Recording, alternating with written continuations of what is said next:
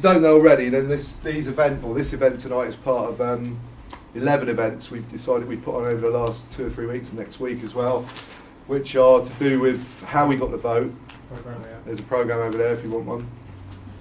How we got the vote, what we actually wanted, what we ended up with, and the process we went through to get it, which I can tell you was pretty hard work.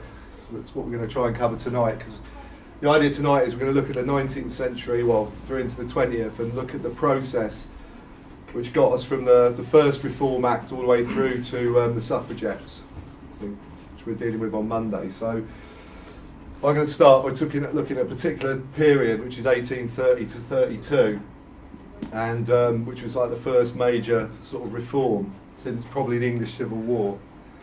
And then Dave's going to talk after that. We'll have a break in the middle, have a pint and that, and Dave's going to talk after that about the later parts of the 19th century. So I'm just going to crack on really. I'm just going to read one little quote out at the start to give you an idea what was going on. And this is an MP speaking in March 1831, and he said, I support this plan. He was talking about the idea of getting reform. He said, I support this plan, it's a parliamentary speech, because I am sure that it's our best security against a revolution. We say, and we say justly, that it's not by mere numbers, but by property and intelligence, you can tell where he's coming from, that the nation ought to be governed. Yet saying this, we exclude from all share in the government great masses of property and intelligence. So he's talking about the people who are disenfranchised. Great numbers of those who are most interested in preserving tranquility. Great numbers of those who are most interested in preserving right. And they know best how to preserve it. We do more. We drive over to the side of revolution those whom we shut out from power. So what he's saying is he's like, basically got to do reform because we might have a revolution. And if we leave it too long, it might be too late. So that's March 1831. It just gives you an idea of what MPs are talking about. So really quickly, I'm not really interested in what went on in Parliament particularly. So you're not going to hear loads of stuff like on the 13th of September 1831, the first reading of the bill or anything like that. What I'm really interested in, what this talk is about how protest and riot and other forms of activism by working class people and middle class people who were disenfranchised caused the first Reform Bill to go through, or for the Great Reform Act to go through. So, and there was an awful lot of stuff going on in 1830 to 32, and the first part of the talk is really about what was happening, what was going on, and the kind of activities that were going on in that time. And then I'm going to look at some of these things in a bit more detail. So we'll look at what was going on in Europe in 1830. We'll talk about political unions and the organisations of working class that fought for reform. I'm going to talk about the new bill, you'll find out who they are in a minute, about the swing rising, the reform riots and the reform protests, and a few things at the end. I haven't really got any conclusions, but I've got a few thoughts, so I'll just get on with it. So right, quickly, what was the state of play? Well, in Britain, and anybody can correct me if I'm wrong, but about 5% of the adult male population, so it's 2.5% of the votable population actually had the vote in 1830. So the vast majority of the population were disenfranchised. The Parliament itself and the whole political system was pretty corrupt. I mean, Dave told me about an example the other day of a constituency called Old Sarum. Old Sarum, yeah. Old Sarum down near Stonehenge. Just to give you an idea of the level of corruption. It had 2 MPs. Two MPs could be elected from Old Sarum, but there was actually only one person who was eligible to vote. Okay. In the whole of Old Sarum, there was one person who had the property qualifications that allowed them to vote, and so he could vote for 2 MPs on his own. Whereas you went to Manchester and there was probably 100,000 people, of which about 1,000 had a right to vote. So there was massive disparities in power, massive disenfranchisement, and at the same time there was like absolute corruption in these rotten boroughs. And I think they took the piss out of that in Blackadder one time. Is that right? So that's the state of play where we're at in 1830. This talk's called How Protest and Riot Got Working Men the Vote. Well, actually the interesting thing is the first bit of this talk is the working men aren't going to get the vote, but I would call this talk is about what they called the wedge at the time. It was like the first stage of reform, opened up a window for lots of other reform to happen in the future. So working men didn't actually get the vote at this stage, but they were very much involved in working men and women were involved in fighting these struggles to get to break open the franchise, to open it up to everybody. I'm not going to talk much about these two things, but these two things are about what Bristol Radical History Group are about. A lot about looking at hidden histories, because when I was brought up at school, I kind of thought it was some sort of, I mean, I didn't do much history, I finished doing it at 14, but what little I knew about the time, it seemed to involve like some parliamentarians saying, oh, it's time for the vote and everybody should have it, or we need to give these people the vote, they're uncivilised or something. So hidden histories is about what actually happened rather than what we're told by the British establishment, or even sometimes by the left as well. And that's what we remember, and how we remember. The other thing we're interested in is how things are distorted, so how they get changed. So even if there is some history that can't be ignored by the establishment of this country, it's often distorted to try and lose the point, or, in my opinion, the activity of most people. So right, the first bit's about what was going on. It's kind of a little bit, you're going to have some graphs in a minute, so you have to deal with that. But this is this is just to give you some numbers, right? Well, no, percentages, right? So like this is 1830 to 32, and this is what they call contentious gatherings, right? And contentious gatherings are these kind of things, right? So mass meetings, public assemblies, public meetings in towns and cities all over the country. Unplanned violent gatherings, which are otherwise known as riots, basically. Demonstrations, so mass public demonstrations in, parks or whatever, and centre of cities. Machine breaking, which I'll come on to in a minute, and strikes. Now there are a few other categories, but these are the main things that were going on in 1830 to 32. So you can see about 50 to 70% through those years was sort of these public meetings or mass meetings. Unplanned riots, there was quite a few, 50 to 25% of the gatherings that were going on. Demonstrations were quite small number, but they were often very large numbers of people involved. And machine breaking I'll come on to in a minute. Strikes, fairly low, but there's some really interesting ones that went on as well, which were part of to do with reform. So contentious gatherings, this is a graph if you can see it. So these are the years, 1828 all the way through to 1834. Okay, and sort of lively over here. Bit of trouble going on in the 1820s, but when you hit 1830 to 32, you get these huge spikes of activity. So this is the number of contentious gatherings, those riots, those meetings, public assemblies, machine breaking, whatever. And there's these huge spikes going all the way through this period, through 1830 to 32. There's a bit of trouble down here as well, interestingly. So that's kind of showing that really this argument that I sort of make a joke about it being 1968. 1968 there was trouble all around the world, there was all sorts of activity going on. So this was kind of like a sort of revolutionary or troubled period for the British state and the British ruling class, and it was a significant time. You probably have to go back about another 20 years to find anything similar, and maybe another 20 years before that to just after the French Revolution. So it was a major period of unrest. And you see some numbers here. In 1828, they reckon people who counted them up said there was about 600 of these contentious gatherings. By 1831, that's almost triple. Well, I was getting towards 2.5 times. 1,600, 1,100. So it's a really, really active period. There's all sorts of stuff going on. So that's a bit of stats. Right. It's a famous picture, which I always thought was the French Revolution, but I was wrong.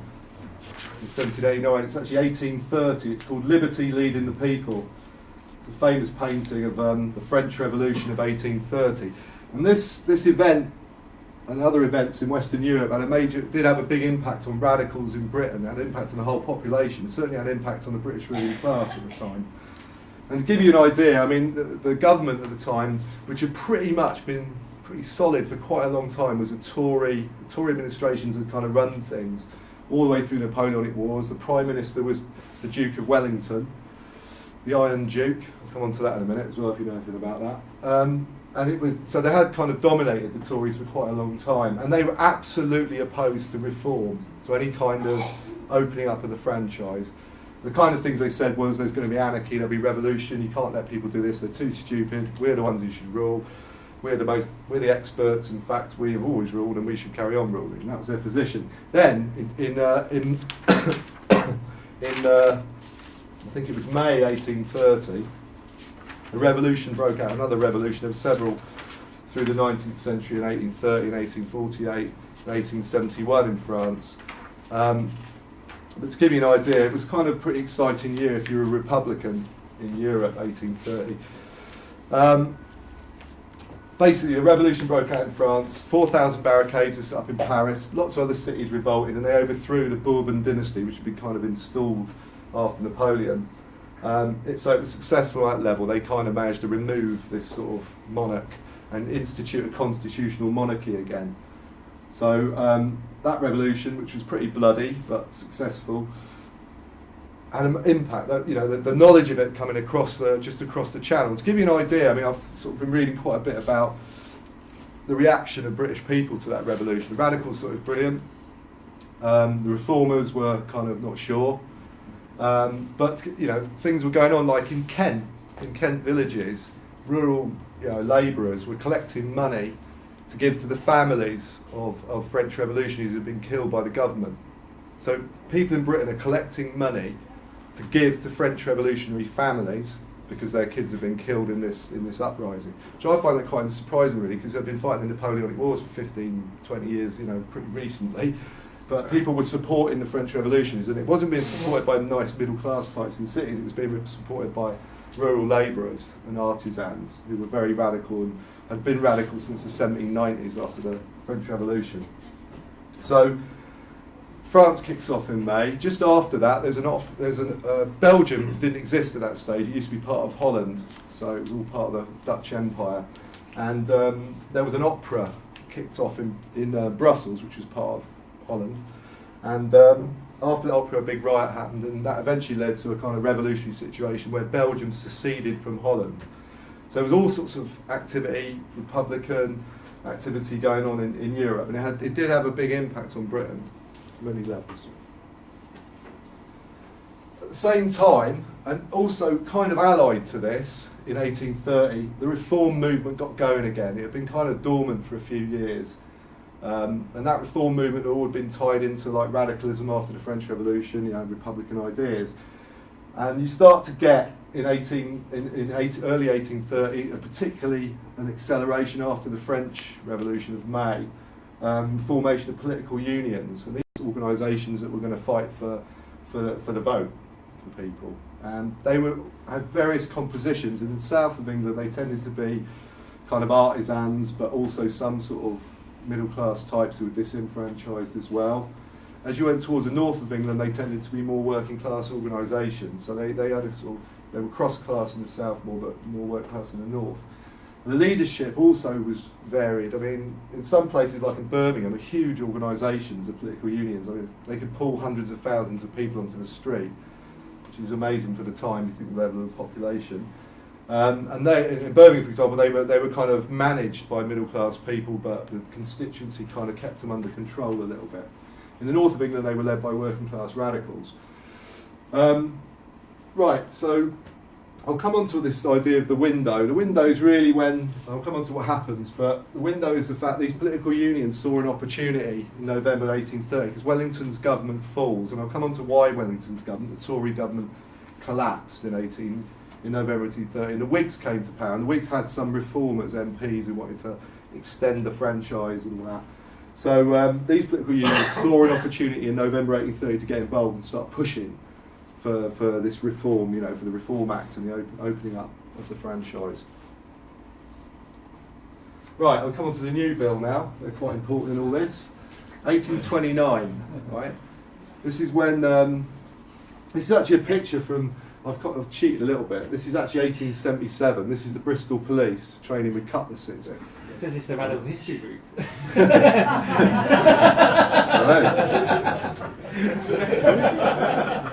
that you, Johnny? Is it? Anyway, this is a kind of, I mean, this is the kind of thing the police were up to at the time. They weren't just really there to be, you know, helping old ladies across the road. They were actually set up by Peel, you know, obviously the peelers, and I'll come on to them in a minute. But they, you know, the first lot of police in Bristol were armed with, like, you know, I think they got 50 cutlasses with their first sort of weapons they were given, you know, a few staves and things like that. So they weren't really like, they were more of a paramilitary force at the time. They were to fill the role between the militias and the army and the special constables, who you might have heard about in the riots in Bristol. So they were, funnily enough, the new bill, they were they weren't liked very much. So in 1829, Peel sets up, he used to be running Ireland, you know, sort of a colonial ruler. And he'd formed this kind of paramilitary force in Ireland, Peel. And so he took this model from I think about 1818, 1817, and formed the Metropolitan Police in 1829. And it was quite unusual because they came under direct control of the government. So they weren't locally controlled, they were directly controlled by the Home Office.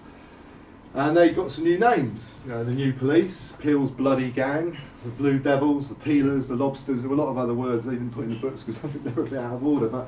And they eventually became like Bobbies. This is a lot later, but this is what most people called them at the time. So, and they were not popular, funnily enough. The connection to reform is that there's a lot of protests, reform protests, which are connected to the idea of tyranny. You know, tyranny because people haven't got the vote. And that a new tyranny because they're bringing all these like kind of new paramilitary forces to control people on the streets. And there's a reason why the police are coming in. It's not just because they thought, oh, you know, we've got a problem with deploying the army. It's because they've actually got to control demonstrations and protests and riots. And that's why they're bringing them in as sort of paramilitaries to deal with that. It comes from Ireland, same problems. So there is a connection to reform. It's directly related, and people talk. You know, people will shout things out. You'll see in a minute about the police and about reform at the same time. And there was a lot of resistance to them. This is a quote. So we're seeing a sort of governmental tyranny, and this is a quote from an MP actually, a sort of radical MP, Francis Place, I think his name was. He said, "Large mobs now assembled in the streets and assailed the policemen with all sorts of bad language, mud and stones, and on 2 or 3 occasions fighting with them." That's in the middle of London. And crowds often shouted, "No Peel, no Wellington, and down with the police." So there were actually demonstrations against the police, but often reform demonstrations were very much directed against the police, and they were having to deal with them now as well. Right, so that's the police. They're coming into the picture all over the country. In Bristol, they arrived in 1836. A bit too late for the riots, but they arrived.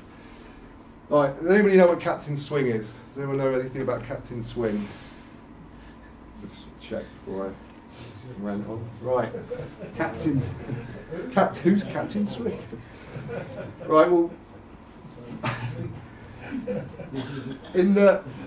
you've got the French Revolution happening, you've got these new police coming in, you've got the reform, you know, these big political unions coming in 1830.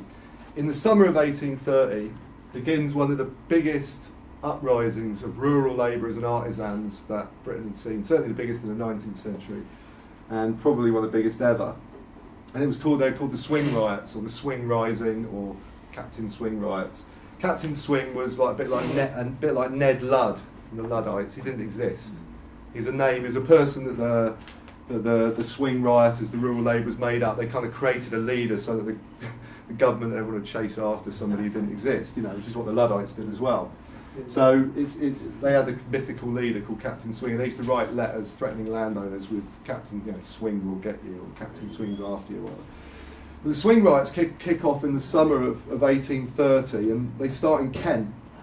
And the reason they start, very briefly, is because there have been 2 really bad harvests. Agricultural labourers' wages, these people aren't peasants, they are labourers, they have to earn a wage, you've got no land. So all over the country, agricultural wages are falling, particularly in areas of arable agriculture in the south and southeast of the country. 2 bad harvests, kids are starting to starve, literally.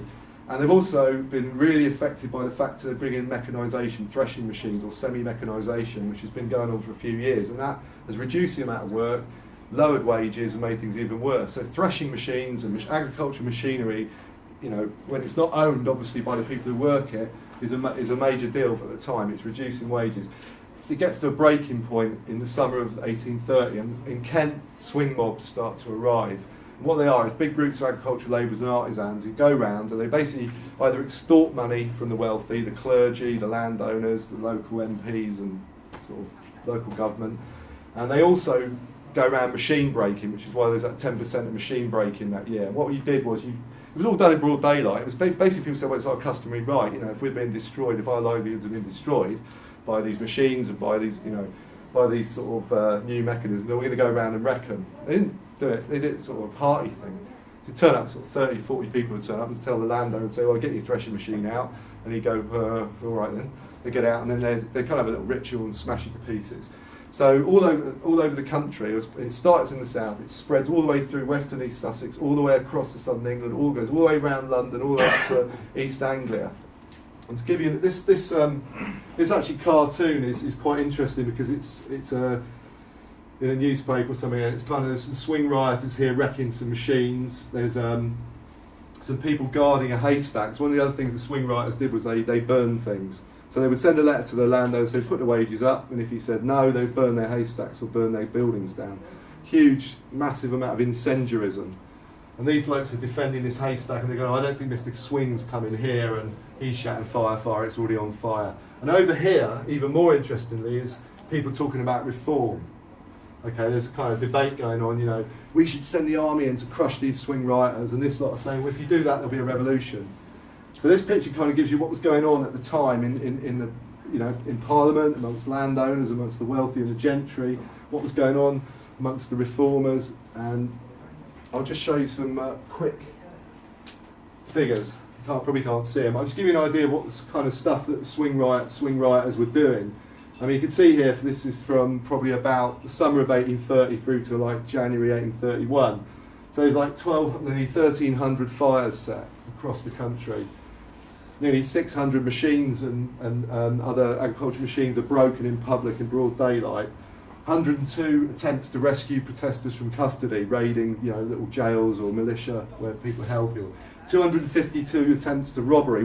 It's not robbery, it's the wrong word, that's just a legal term. What they were doing was they'd turn up and say, give us your money because our kids are starving, if you don't we'll wreck the place or burn your haystack. So there's a whole load of thefts and robberies. There were tithe riots, wage riots, 284 wage riots, willful damage to property, attempted incendiarism, assaults on poor law officials, malicious killing of livestock, food riots, extortion, etc. There's all sorts of stuff. Highway robbery, it's to pull carriages over, get the wealthy and say you can pay for the food for our kids. So that's what was going on in Swing, and this is kind of all those incidents sort of plotted out in Britain. So you can see it's really intense around the southeast and East Anglia. There's kind of some peaks of events going on around November 1830. So it's a major deal, right? And even more interestingly, about the Swing, it wasn't just an economic thing. Artisans were very radical anyway. Shoemakers, for example, are famously radical since the French Revolution, and they're all involved in it. Swing mobs are walking, parading around the south of England in Sussex and Kent, with tricolours and caps of liberty from the French Revolution. They're arming themselves, seditious handbills are going out, all sorts of stuff is going on politically with it as well. So the government gets extremely frightened at this stage. Well, what's happening? It seems to be out of control. It's like a wave that crosses the country. They're desperately looking for outside agitators, and they can't find them because it is people, it's rural labourers and artisans. And the politicisation, the politicisation of it is most intense around London. So like Surrey, Sussex, Kent, all the way around London. This is a moment which is really important. It's November 1830. The swing riots are really starting to kick off by this stage. And I'll just read you a little bit, give you an idea what's going on.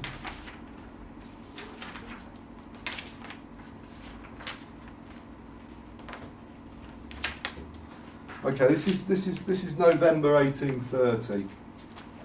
Okay, on November the 2nd, 1830, Wellington, the Prime Minister, made a categorical declaration that parliamentary reform was out of the question. So the agricultural hinterland of London is kind of on fire at that stage. There's all sorts of trouble. But he says there will not be any reform, Wellington says. He was always against it. This energised the London radicals and led to a call for a massive demonstration against the government on the 9th of November.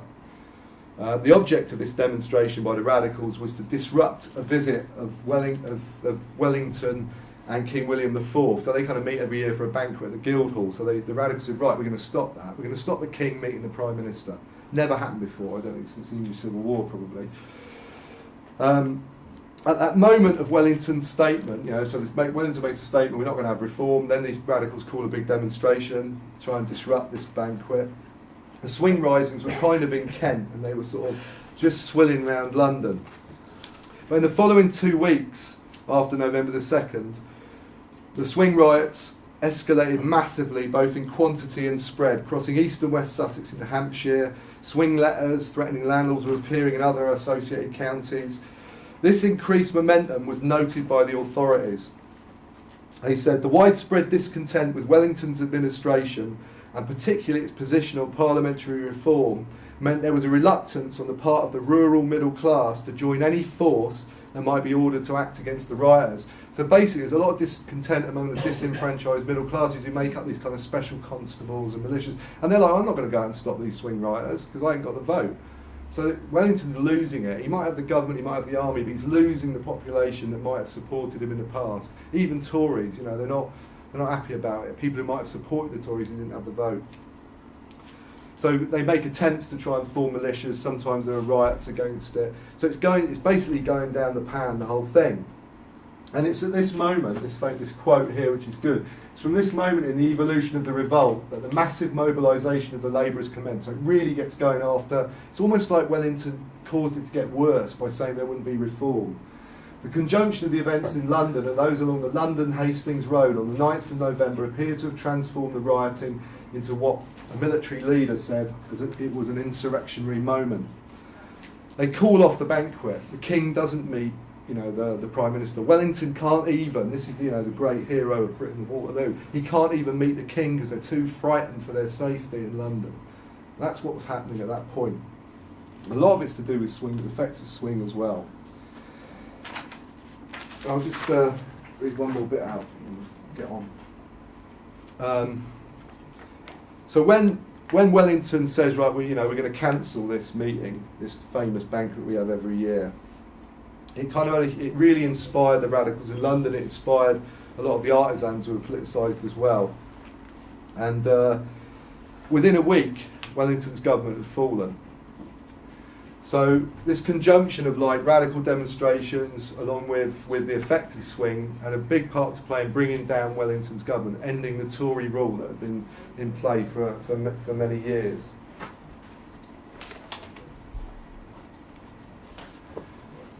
Now, a lot of the radicals worked things out at this stage. They thought, here's the window of opportunity. Right, the Tories have fallen, Wellington's government's collapsed, and they kind of picked up on an idea which was quite clever, and it relied on the situation they were in, which was ever more public demonstrations, the countryside in disarray.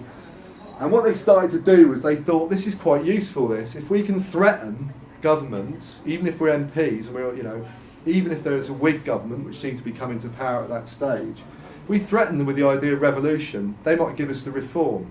Okay, that was the plan for many of the middle class radicals. So you can see here, this is again, I think this is Place talking again. But they started writing letters, to the government. So they'd be an MP, radical MP.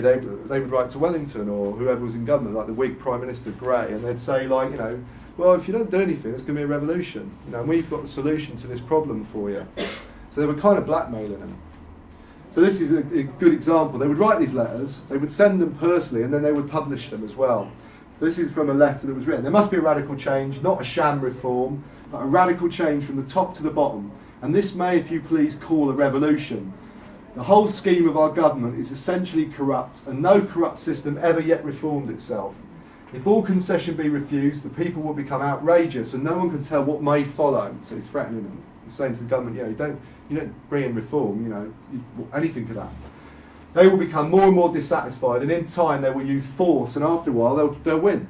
The people will win. There'll be a revolution, they'll overthrow you all. And they probably said things in private like, and we know what happened in 1789, don't we? So this is inevitable. So what they were doing was they were trying to frighten the Tories, first of all, and then the Whigs, who weren't sure about reform, into doing something. And they were using popular pressure and popular riot to back that up. So that's the first point that's important. Wellington's government falls. The government's completely committed, to not having any kind of reform, falls, and the Whigs come to power at that point. Right, this is still going on sort of time, but 1831, the next year, the first Reform Act, the first Reform Bill goes in the end of 1830, after all this trouble, after the Tories have fallen. So the bill goes in. It doesn't mean it's not voted. It's kind of developed and then put through Parliament.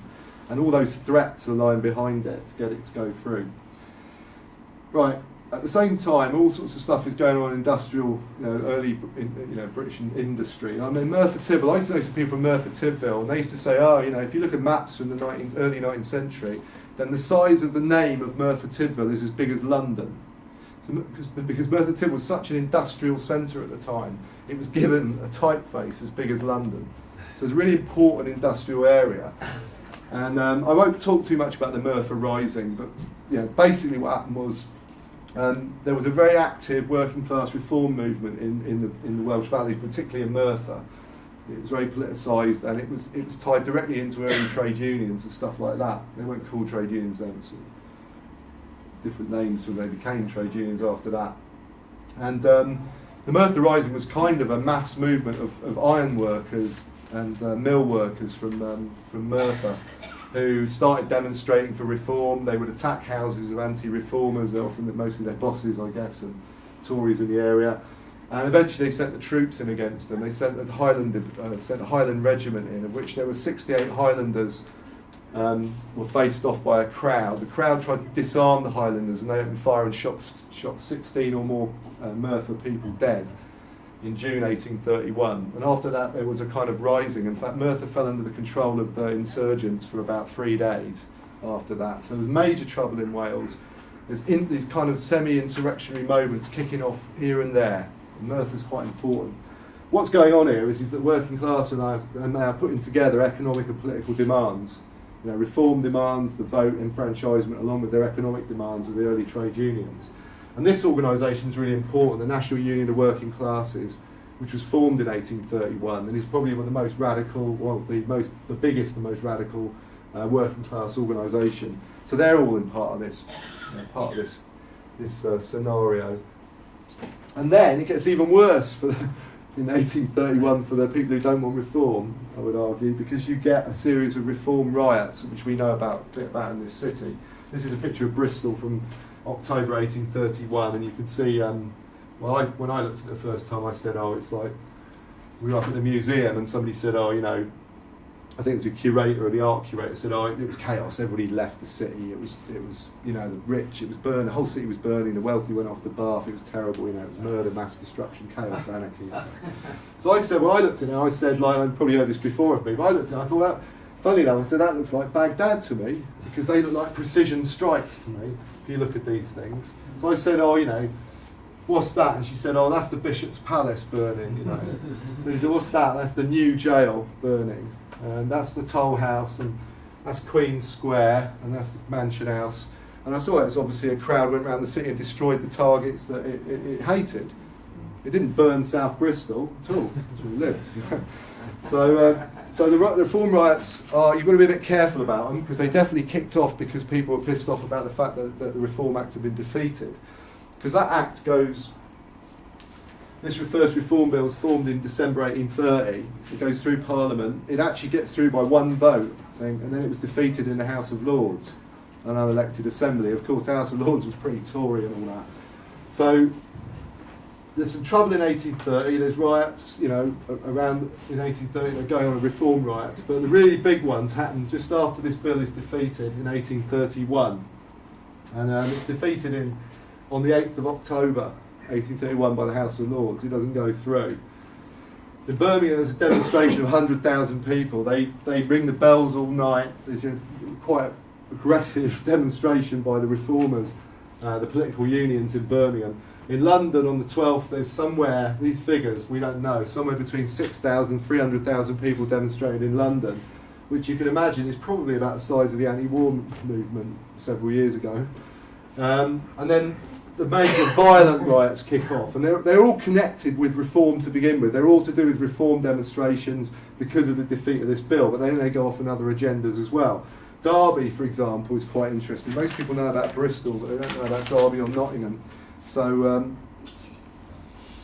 in Derby, right, the night of the rejection of the reform bill in the House of Lords, basically a crowd gathered, they attacked the city jail, they were fired on by soldiers from the city jail, but then they broke in anyway and released all the prisoners. They attacked houses of anti-reformers and attacked wealthy mansions. Then they went to the county jail and attacked that as well, but they got repulsed by gunfire and they couldn't break open the county jail. And eventually troops were deployed and opened fire on them. Quite a few people were injured and killed in Derby. And then immediately afterwards in Nottingham on the 9th, it kicks off in Nottingham. Again, they attack all the wealthy houses of people the Tories who didn't support reform. They then broke into the castle, which was apparently the Duke of Newcastle's home at the time. He'd evicted pro-reform tenants. So they burned the castle down in Nottingham. And then they attacked factories, and there were troops deployed again, and it was suppressed. On the 12th of October, these reformers and these radicals, they in Parliament, in and out of Parliament, again start to try and work the government over about this. Oh, there's a revolution's happening, it's going to happen, you're all going to be strung up. So this is a quote, again, from another MP who was trying to frighten them. This is what his tactics were. He said, "We must frighten them. No reality we can create will be sufficient for our purpose. We must work on Lord Grey," he's the Prime Minister's, imagination. We've got to work on his imagination. We must pretend to be frightened ourselves. Okay, so they're sort of saying, well, we don't think it's going to be a revolution, but we've got to pretend that we're frightened. So that way, the only way out of it is reform. They're kind of trying to force the Whigs back them into a corner. Later on, there's other riots. Leicester, a few days after this, Leicester, Tiverton, Yeovil, Blandford, Sherborne, Exeter and Worcester. And finally Bristol at the end of the month, which is, I'm not going to talk too much detail about, but was the most damage was done, and the most, probably had the most biggest political effect in the country was the Bristol riot. And we still don't know how many people died in it, which I find surprising. So they're the reform riots. Okay, so that bill was defeated. There's all this rioting, a lot of pressure again from radicals, and the second reform bill goes through in December 1831. Okay, so there's been this popular pressure has eventually sort of forced it through. And when I talk about popular pressure, there's definitely people who it's by design or chance. A lot of this. So some things, for example, are happening coincidentally. Some things are definitely by design. So for example, political unions and radicals and all the troublemakers everywhere, working class organisations in South Wales and other places are all pushing it. Other things are happening as well, like the riots in Bristol get completely out of control and the crowd goes off and does what it wants to do. So there's some stuff which is definitely by design, some by chance. A good example of these paintings here. This painting on the left here is of the Bristol 1831 riot, if you can see it. You can have a look at the end if you want. This one on the left that Rachel done. This is the 1831 riot in October. 1 month later, on the right there, is Sam Sharp's rebellion in Jamaica. This is all happening at the same time. It's a really busy time. Sam Sharp's rebellion in Jamaica, if you don't know what it's about, basically 20,000 slaves went on strike in Jamaica. Still got slavery, obviously, in the British Empire at this stage. 20,000 slaves went on strike, and then the strike developed into an armed rebellion, which was put down by the British. But many historians, in fact Richard Hart, famous Caribbean historian in the city, he lives in Southmead, he, probably one of the experts on this, he argues that riot finished slavery in the British Empire. And we have some evidence or some suggestions that rebellion that kicked off in Jamaica was probably caused by these Reform Act riots. One of the expressions was used, slaves in Jamaica thought the British slaves were rising. It's a good time to kick a rebellion off if you're going to do it, is when there's trouble in the home country. So there's other stuff that's coincidental, which is also putting pressure on the British government. It looks like the whole empire is going to shit at this stage. So, that's what's going on. Okay, right. So what happens in 1832? Through all this trouble, swing riots, political unions, mass organisation, all sorts of trouble, the second reform bill goes to Parliament and is passed, and then goes to the House of Lords. Now, what happens at that stage is that most of the political unions are telling the government that they're planning for an armed uprising. They're actually informing MPs that they are tooling up. They're getting weapons, and there was definitely weapons being stockpiled around the country. The more radical organisations had already done it. Had a kind of tradition going back to the 1790s. So they're actually, some of the open political, like the Birmingham Political Union told the government, right, we're arming ourselves. Because if this bill doesn't go through, if the Tories stall it again, there's going to be a revolution, and we're arming ourselves. The government rushed through some legislation saying that political unions couldn't form armies. Right. So the Birmingham Political Union said, okay, we won't.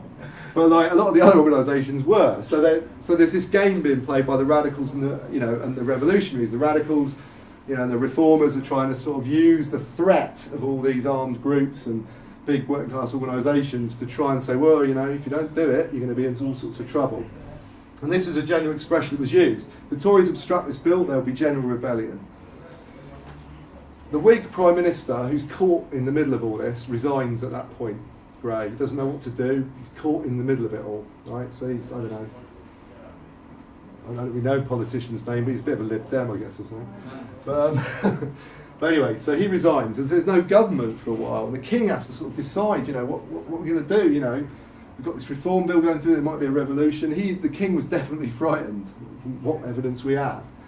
So the king steps in and says, well, look, we've got to do this reform, you know, otherwise there's going to be a revolution. So he steps in and says, right, whoever I make Prime Minister has got to push a reform bill through, right? The Tories, Wellington says, well, I'd like to be Prime Minister again, but the Tories are against it, so they can't form a government because the king was saying, well, if you don't agree with it, you can't be the Prime Minister. So the Tories basically can't be the government. And it all goes a bit quiet for a couple of weeks, right? At the point where everybody said they're tooling up for armed insurrection or whatever, it goes very quiet. And it was really funny because some commentators have said, oh, it went a bit calm, so that meant that it was waning. But it wasn't waning. What was happening, everyone was waiting to see what was going to happen. And this calmness scared the hell out of them. They all talk about this in government. That they thought everybody was like waiting, like an army, waiting for the right moment to strike. So in fact, the calmness actually, for whether it by design or chance, again, had a big impact on them, on the new Whig government that reformed again with the king said to the Whigs, you're in, the Reform Act went in, and eventually was passed that year. And I'll just give you an idea of something here, which is important. So this reform bill goes through. It enfranchises about 20%, somewhere between 15 to 20% of the adult male population. So it's gone up from 5% by a factor of 3, maybe 4. Okay, obviously no women got the vote. So it's not a major reform. There is an attempt to reform rotten boroughs and get rid of these 2 MPs and 1 voter sort of situations and 100,000 working class people in Manchester and no representation. So it's wider than just getting a vote for a few middle class people. That's what goes through. A lot of people, obviously radicals, working class in general, are not happy with it because they haven't got the vote. But there is it's a step forward. People accept that. Well, certainly accept that it's better than what they had before. This is Cobbett, who was a radical who was involved in popularising the swing risings, and actually, you know, he did meetings with labourers in Kent and that. And he said the reform bill owed more to the country labourers and to all the rest of the nation put together. The combination of Wellington's rejection of constitutional reform and the insurrection, he's talking about the swing risings of 1830, guaranteed the appointment of a successor committed to his passage. So he's saying, well, it was the country labourers, it was the swing rioters who finished Wellington off, and that allowed this window of opportunity, and that's why we got the reform bill. I wouldn't say that was totally true. I think all this other stuff added up together had a big impact. But the swing risings have been tended to be written off or ignored over history, but in fact I think they had a major part to play in bringing down the Tory government at the time. Right, I'm finishing now.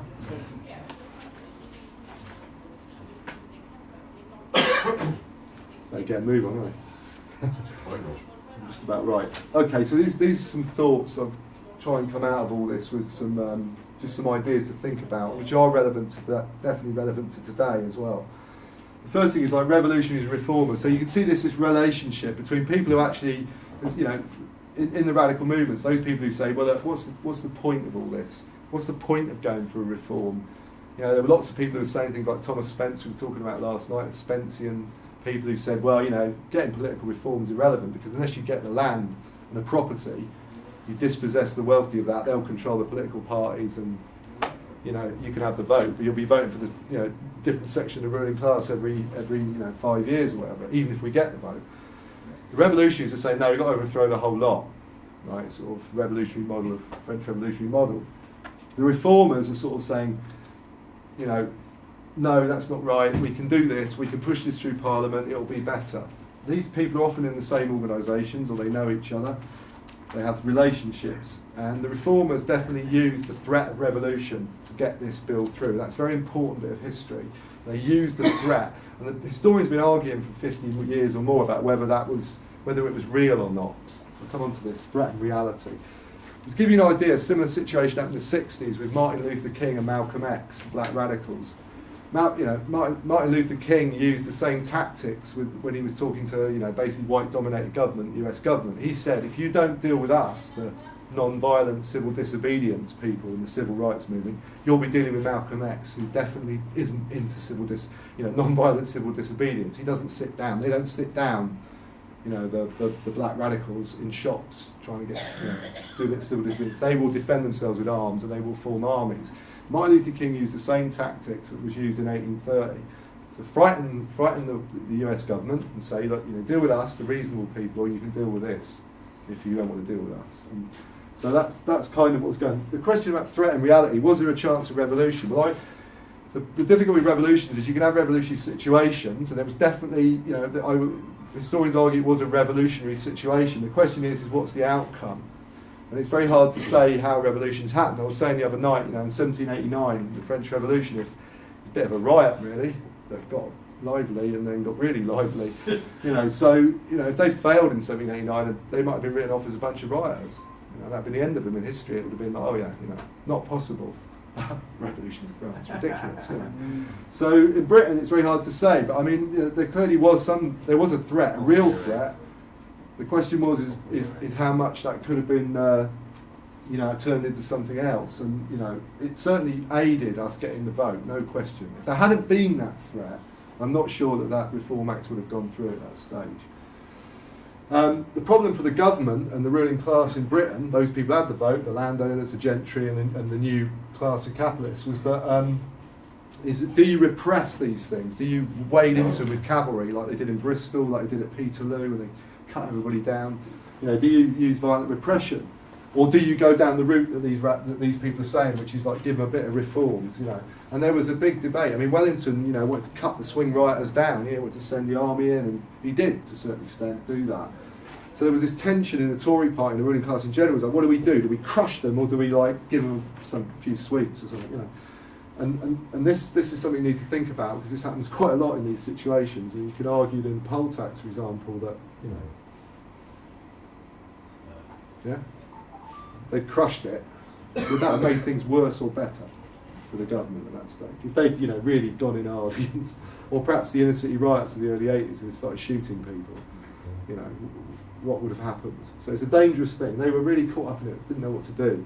Confusion, and that's why Wellington's government fell in 1830, because they couldn't rely on the people they normally did, and they weren't quite sure whether to send the army in or not in case there was real trouble. So that's the dangers of repression that they were aware of. The other thing is, after the Reform Act goes through, it doesn't go all quiet. There's loads of trouble, because what happens then is everybody goes, oh, we've opened the door a little bit, let's rip it right wide open and get everybody to vote. So there's all sorts of trouble after that. I mean, for example, there were big riots in London, in Clerkenwell, and also, so there's a kind of little peak you can see afterwards in 1833, 34. It doesn't stop there, because all the radicals are going, right, let's do it. Let's go all the way now, let's get everybody to vote. And the other thing is, is it the vote for working men? This title's about, is it the vote for working men? Well, it wasn't the vote for working men, but it was a wedge. It wedged the door open. And it did actually allow other things to happen, which Dave's going to talk about in a minute.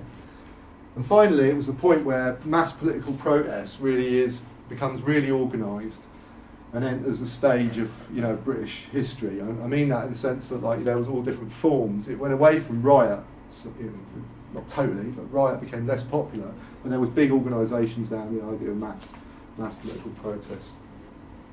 That's it.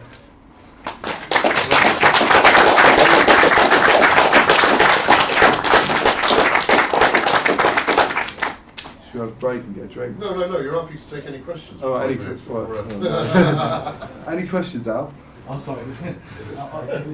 That toll gate, is that the Bristol Bridge by Asda? Yeah, I think it was down by Bristol. Because there's one on Bristol Bridge, wasn't there? Which was there in 1793 when a woman was shot. Because I thought that was interesting. I think it was on the other side, though, a bit further around by Bathurst. Is it Bathurst Basin or something? I recognise that because we've been researching that area. Oh, yeah. Yeah, Rickcliffe church was at the top of the hill, but it hadn't got its full spire then. Yeah. And the river is the new cut, so that bridge is Bedminster Bridge. Bedminster Bridge. All right, I always got that on that. Because that was that class divided that bridge between Yeah. local classes and Bedminster, and they tried to close that bridge off. Yeah, that's right, yeah. Yeah. I mean, I haven't gone through the 831 riots because I assume most people know a bit about it, but if you do run, if you look on our website, you'll find a really great article on there written at the time, which I don't think he really wanted to, he gave away too much, whoever wrote the article, but it was sort of, I don't know, some kind of local writer or journalist who sort of describes the riot, but it's really interesting to read because you can actually see the process of the crowd as they go from target to target. At one point, they've done the new jail, which was a huge jail. They burned it to ground, everybody out, and then they've gone and done Lawford's Gate, and then they have to decide whether to go for the Bishop's Palace or the Debtors' Jail. And they actually tossed a coin in the crowd. Which one do we do first? And they clipped the coin, it went for the Bishop's Palace, I think. So they went up to Bishop's Palace and they broke in there and came out, broke in again and burned it down. They went for the cathedral, but the cathedral's barred. So they went, all right, we go back to the Debtors' Jail. But by the time they got to the Debtors' Jail, it was they were so frightened, the guards in the Debtors' Jail, that they agreed to let all the prisoners out anyway, as long as they didn't burn the place down or attack it.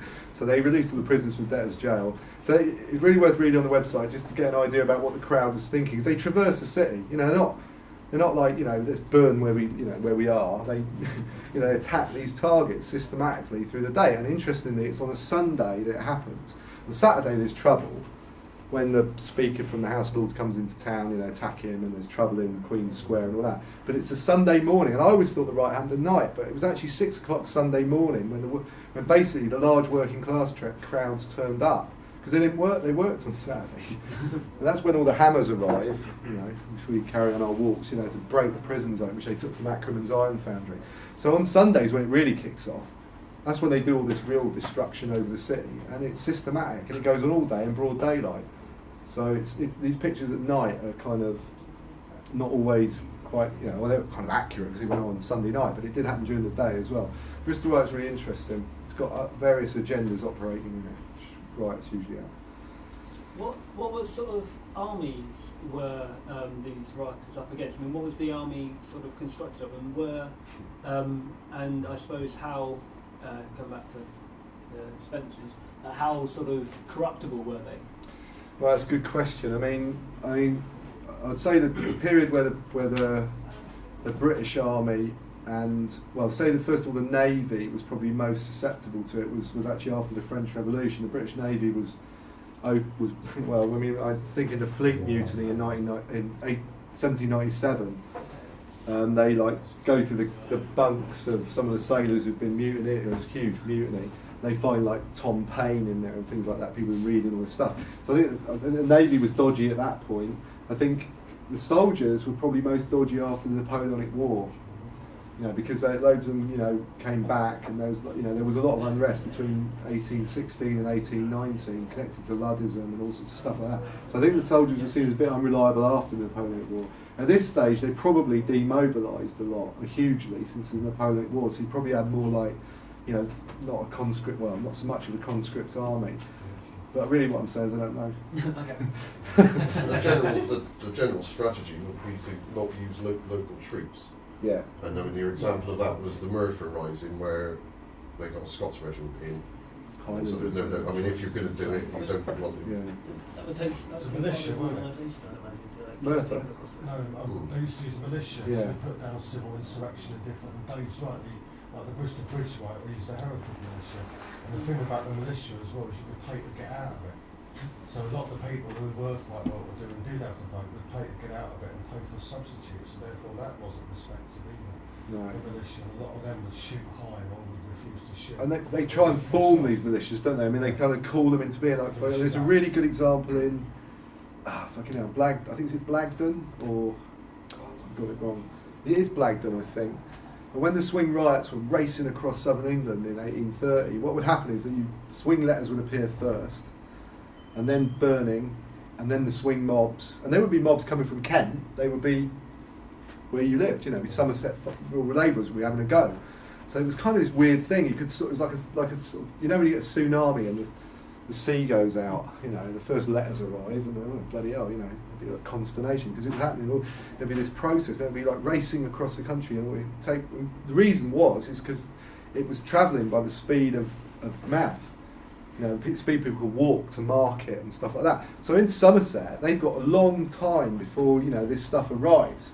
You know, they've heard about it in Kent, in the newspapers, the landowners, and then they hear about it in East Sussex and West Sussex, and it goes through Hampshire, and it comes all the way along, and eventually it comes to Wiltshire and sort of Dorset, and it's like, it's coming.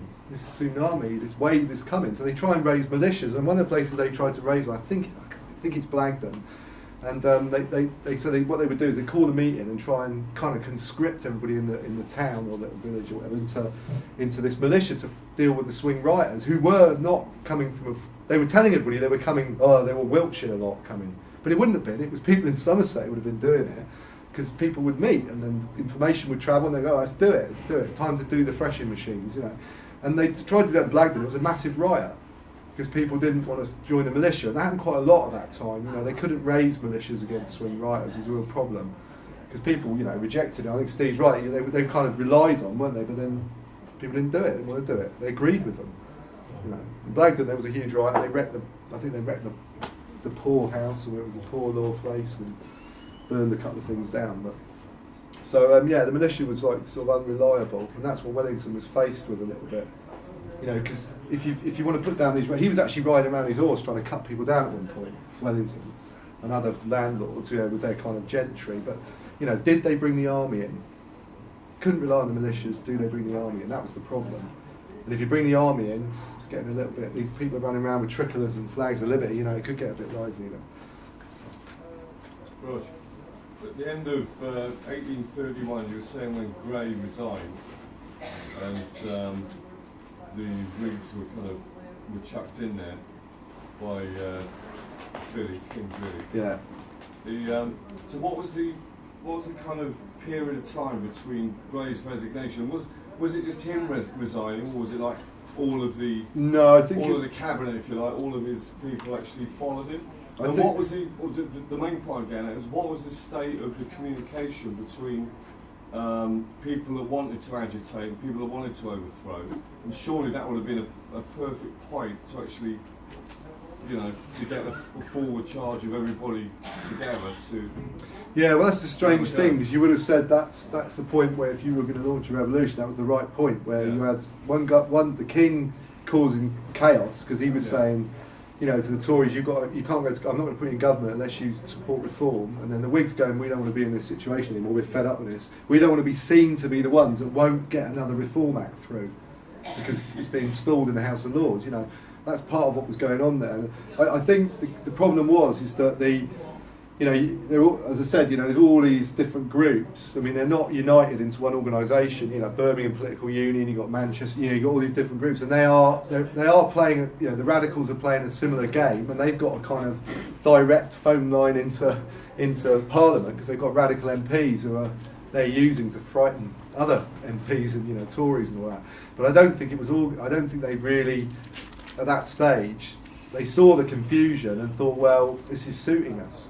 This is good, you know. The fact the king had to step in and, you know, force it through because he was worried about revolution, they saw that as positive. So none of the people at the top in the middle class leaders they were quite happy with this. This is like going down the right path. I think the radicals didn't realise where they were standing. Not because the 2 points really on November 1830 and probably sort of just before May 1832 are the times when there could have been, like, you know, revolutionary moments. The first one was close to a revolutionary moment, an insurrectionary moment. The second one, it didn't really happen. And I said there was this kind of this went quiet. That calm before the storm. I mean, it's like people were thinking, well, somebody's going to do Yeah, something. I think that's right. I think everyone was waiting It's an for. impasse, so nothing was going on. It was odd. But it kind of worked, 'cause it really freaked them out. I mean, they just thought, oh, there must be a big organisation who was saying, don't do anything. Like, the time will be right in five days' time, you know, we'll launch the insurrection. It was funny. It was like, no one quite knows why it did go quiet, but it did, just for a couple of weeks in those May days. Paul?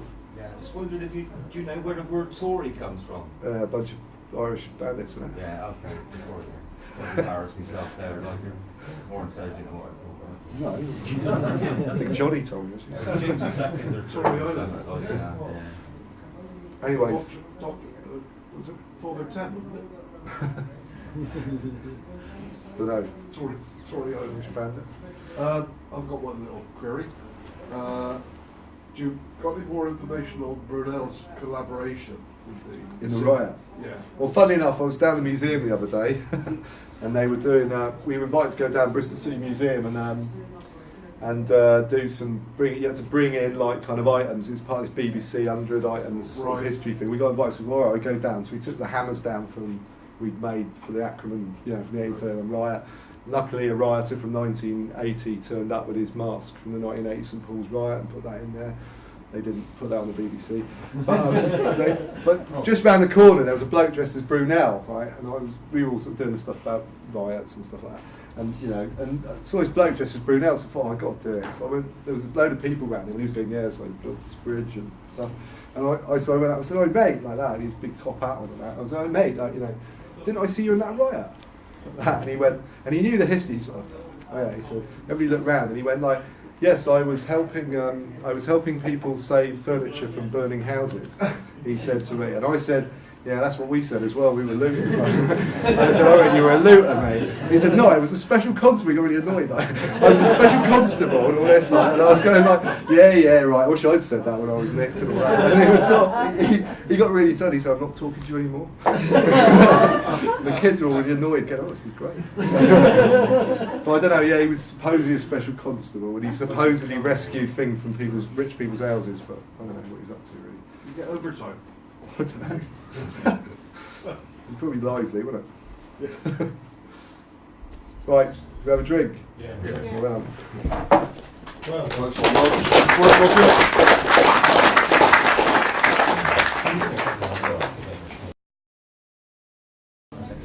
Ready to go? Yes. Okay, my name's David Cullum, one of the Bristol Radical History mob, and Rogers just left us. 1 million out of 5.5 million men in the UK have got the vote, and no women. And I'm going to talk you through the various changes and processes that bring us up to universal suffrage, men and women having the vote on equal basis.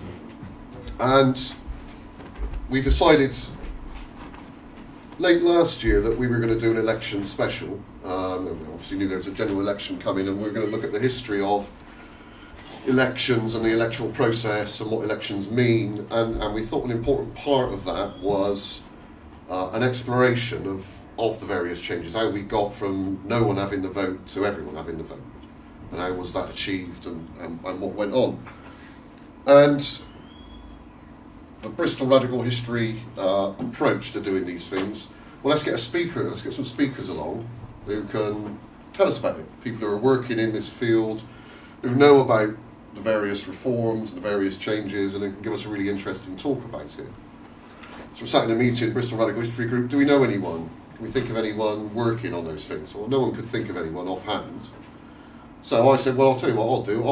I'll contact a few people. And this is what we usually do. We say, we know what we want someone to talk about. We don't know necessarily who's any good and who's got some bright ideas and who's interested, but we know some people who might know.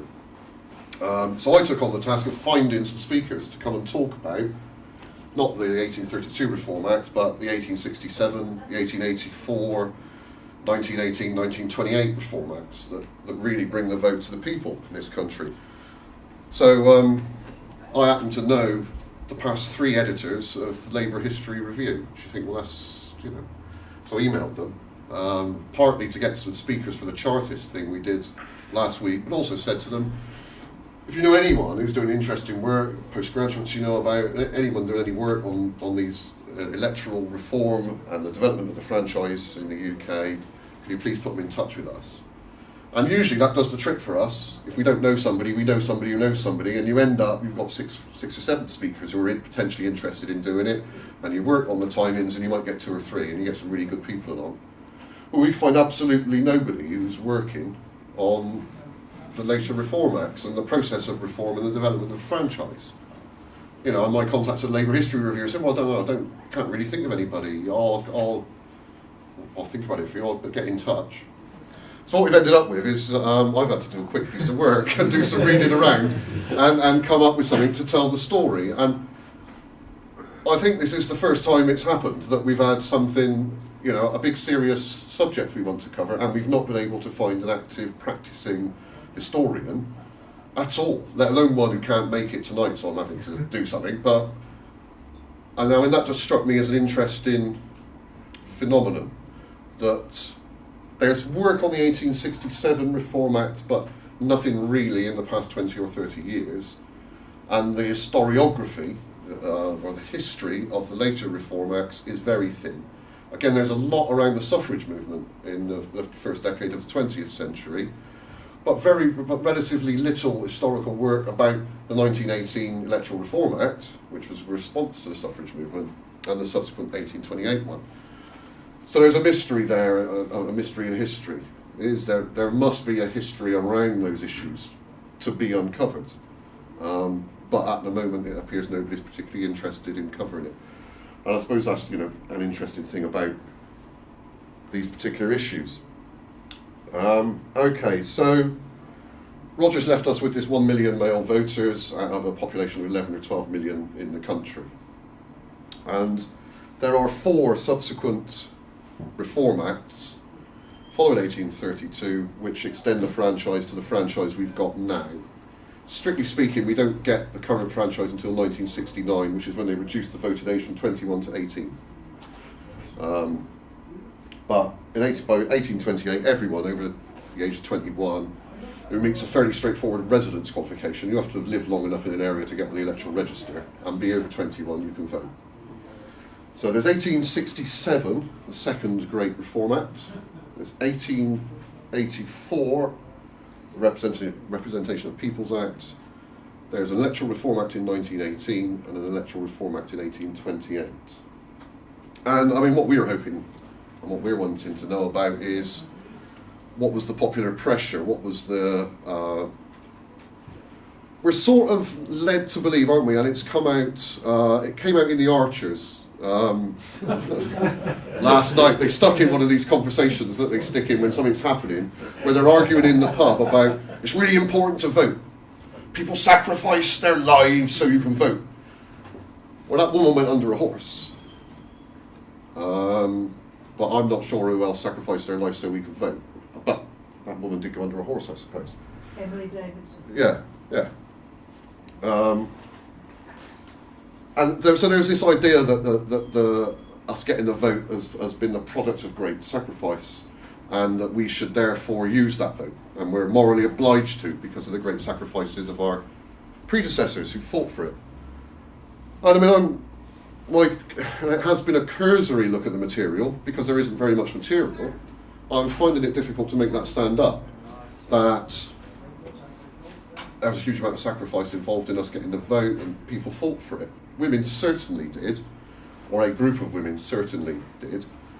But aside from that, it's very thin. Following the 1832 Reform Act, we do get the Chartist movement, 1838, 1839, which is a large mass movement. It is a working class, primarily movement, driven by working class, industrial working class concerns. And it's demanding universal suffrage, it's demanding annual parliaments, it's demanding equal sized constituencies, it's demanding payment for MPs, and it's demanding taking away the property qualification for MPs. So it's asking for everybody to get the vote every year, and for there to be no barrier to standing as an MP, back in 1838, 1839.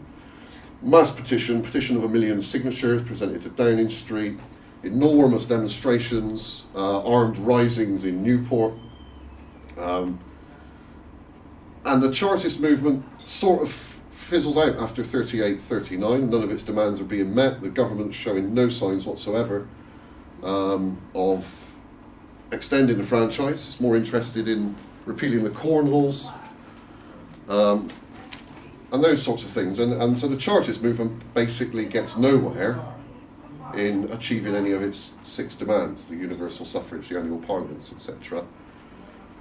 And there's a reiteration of Chartism in 1848. 1848's a bit more like 1968 than 1830, I think, Rog, but 1848 is another year of revolutions in Europe, serious revolutions right across Europe.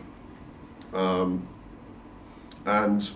in Britain, the 1848 revolutions in Europe give some new impetus to the Chartist movement, and there's an upswelling again of Chartism, and there's some pretty big demonstrations, and there's another big petition, and there's a standoff, and the Duke of Wellington's last hurrah is to close Westminster Bridge with a bunch of hussars to stop a Chartist meeting getting across, and there's a big standoff with the Chartists. And then you really hear nothing about, you can find very little in the history about even campaigning for universal suffrage in the 1850s and the first part of the 1860s. I think what's happening is that working class energy and working class organisation is focusing on establishing the cooperative movement, which is beginning in the 1840s, and establishing the early trade union movement. Working people are trying to influence their living conditions locally and close to home through things like the cooperative movement and trade unions. And they don't appear concerned about not having the vote. There aren't great mass movements in the 1850s and 60s calling for the vote. What there is a lot of work being done in communities and in workplaces to try and ensure proper working conditions, proper wages, access to decent food at a fair price. Those sorts of mundane, not philosophical concerns, real concerns day to day. And there appears to be very little in terms of, as I said, pressure for everyone to have the vote. The first signs of pressure really come in the establishment of something called the Reform League. Something called the Reform League emerges in 1865, pressing for universal male suffrage. And the Reform League attracts suddenly an enormous amount of attention. And enormous crowds are coming to Reform League meetings. And it gets huge. And in 1866, the Liberal administration, under Russell, I think, puts forward a reform bill in 1866 to extend the franchise a little. It's looking to extend the franchise to bring in primarily professional and managerial type people. And that reform bill is defeated in Parliament. Defeated in the Commons, never even gets to the House of Lords. And the Reform League, in protest, organises a big demonstration in Trafalgar Square, which turns a bit nasty. Probably exuberant policing by ill-equipped militia and those sorts of things. That turns a little bit nasty. And they've got another meeting planned for the following week at Hyde Park, and the Home Secretary bans the meeting. The Reform League say, well, you can ban the meeting if you want, but we've got 200,000 people are coming. And the meeting goes ahead, and what the Home Secretary does is he places militias at the gates to Hyde Park, and what the 200,000 people do is they get between the gates and push the railings over and occupy Hyde Park and have their speeches. The militia and the constabulary are panicking and don't know what to do, so they call in the army. And the army come, and the army are cheered by the crowd, because the crowd seems to think that the army might instill some discipline on the constabulary, who are creating problems. The Liberal government says to the Reform League's got a subsequent demonstration planned. Liberal government says to them, we'll put another reform bill in if you cancel your next big meeting. And they do. They say, right, fair enough, we won't have this next big meeting, and the next big meeting doesn't go ahead. The fact that 200,000 people had got into a banned meeting in Hyde Park means that the Home Secretary is forced to resign, and it means that the Liberal government falls, and in 1866 they lose a general election on the 1832 franchise to Disraeli's Conservative Party. Disraeli's analysis, it seems, of the 200,000 crowd in Hyde Park, the mob scenes in Trafalgar Square, is that's 200,000 voters. He doesn't seem to be thinking that's 200,000 revolutionaries that need to be appeased. What Disraeli's analysis seems to be is that's 200,000 voters who are going to vote for whoever gives them the vote. And so Disraeli's determined to be the Prime Minister, and the Conservative Party will be the ones to grant the vote and grant the franchise extension. And he's also determined to do down William Gladstone at the same time. So Disraeli introduces a reform bill. I think some of the radical liberals got the idea that he would agree to anything as long as Gladstone didn't agree with it.